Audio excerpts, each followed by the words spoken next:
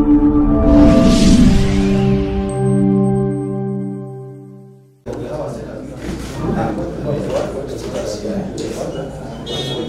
is Nyeri?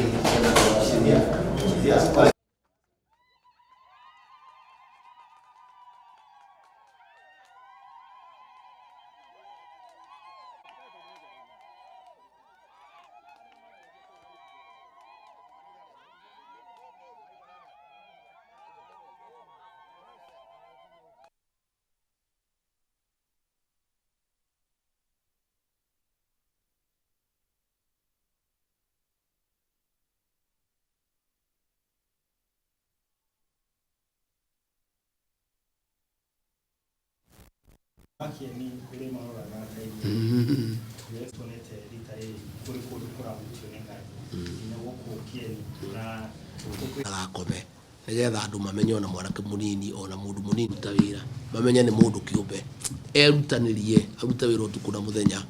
The governors and the national government, we have a program of trying to mobilize. Yes.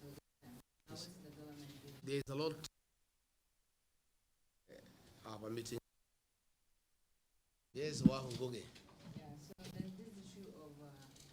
Agakobe nigetha andu mamenye ona mwanake munini ona mundu munini.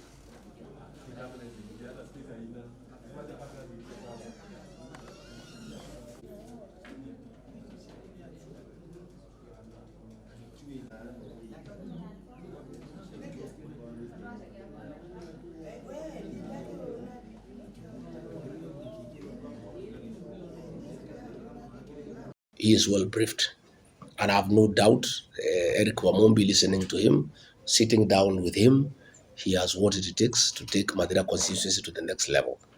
And I am sure, I have no doubt, that the people of Mathira did not make a mistake. I believe they made the right decision, I included, because I voted for him. I've also assured him of support from the national government, from President William Ruto and I, that whatever the national government needs to do for Mathira constituency, William Ruto, our president, and I will be available to him.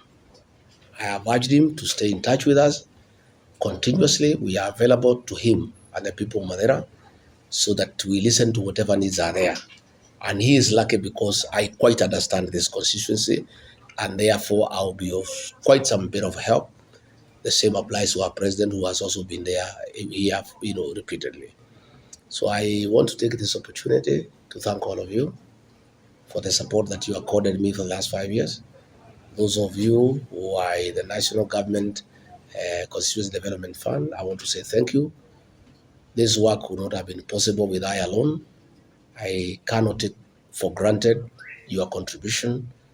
I am very grateful to you for the support that you gave to me. For those who are in the constituency office, I want to say thank you. The constituency office manager, my personal assistants, the secretaries, the messengers, and the people who are in charge of the locations, our coordinators. I really want to say from the bottom of my heart, I could not have done it alone. And I'm really, really very, very grateful.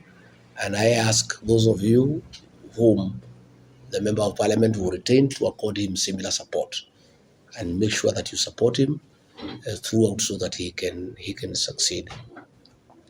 In a very special way, I want to thank the people of Mathira, where my political journey began.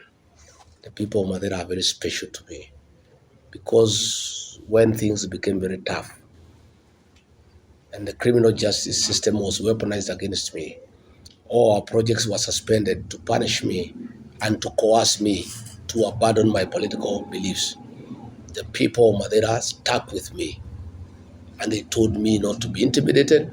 They told me not to be coerced. They told me not to be pushed around. They are with me 100%. And that is how I was able to take a firm stand.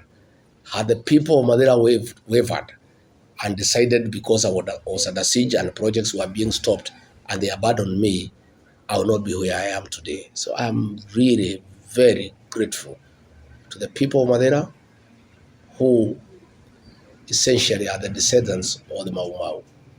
These are courageous people. They are people who are brave, and they are people who urged me to stay firm and not to be intimidated. And they hung around me, and they stood with me, they prayed for me and supported me.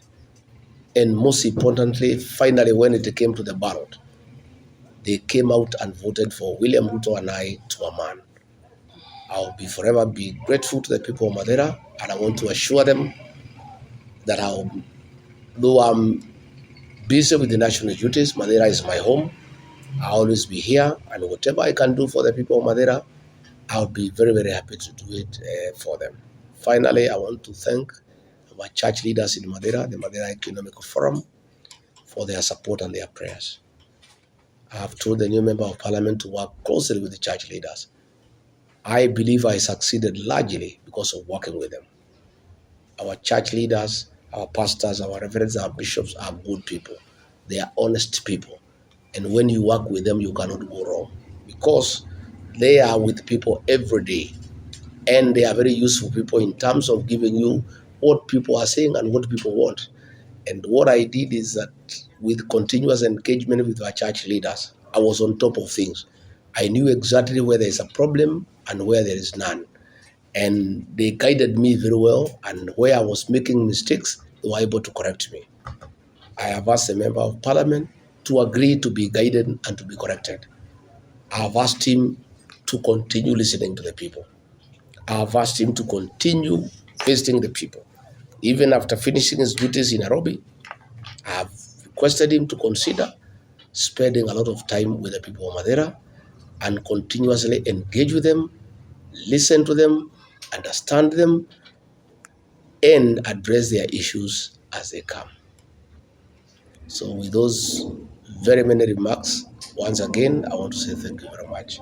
I want to say thank you very much, you good people, for supporting me, for studying with me, and for us succeeding together. The successes that we have made in Mathira are not mine alone. It was a joint effort between yourselves and I. And for that, I will remain forever grateful. I want to wish Honorable Eric Wamombi the very best. We'll hold you in prayer. If you need our advice, I'll be available. If you need my counsel, I'll be available. If there's anything you want me to help you to do, I'll always be there. If you feel you are stuck somewhere and it's not very clear, please don't hesitate to call me or come and see me. I'll always be available. And for my good people, Mathira, don't forget me because I've got Nairobi, please. Msinisahau. Muendelee kuniombea. Na mnanitembelea, nikija nyumbani mnakuja tukunywe chai. Ama mnialike kwenu manyumbani nikuje tukunywe chai. And I want to tell you, I'm still the same person. This seat I've gotten cannot get into my head. Because I did not get it myself. Ni Mungu alitupatia.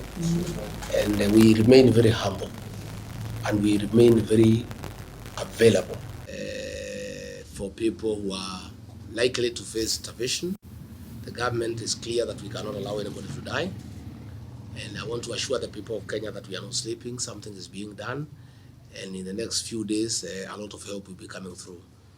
I am aware, as you say, that on top of the ASAL areas, there are areas that are not designated as arid lands where there is a big problem. We have a big problem in Kieni constituency in Nyeri. We have a big problem in Ruguru ward in Mathira, that is Gatunganga area. We have a problem in Makuyu, Idanga area, Kakuzi. We have a problem.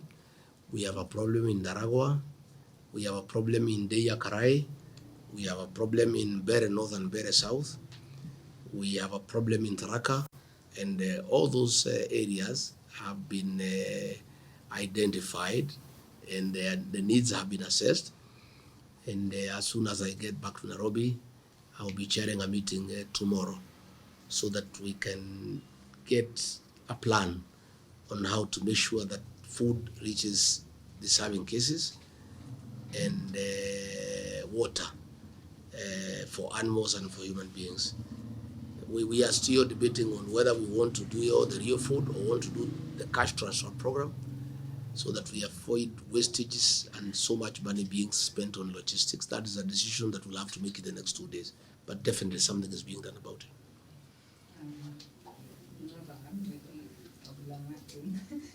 On the 300 billion shillings budget cut that you intend to do, which the government tries to... So there are things that can wait. You know, this traveling abroad, it can wait. People can travel when things get a bit better. In areas of hospitality, people can have seminars when things get better. But of course, the priority areas like medicine, you know, drugs, that has to be done. Security has to be done. So we will look at the what you call non-priority areas that we can postpone the decision, and that can be done when money is available.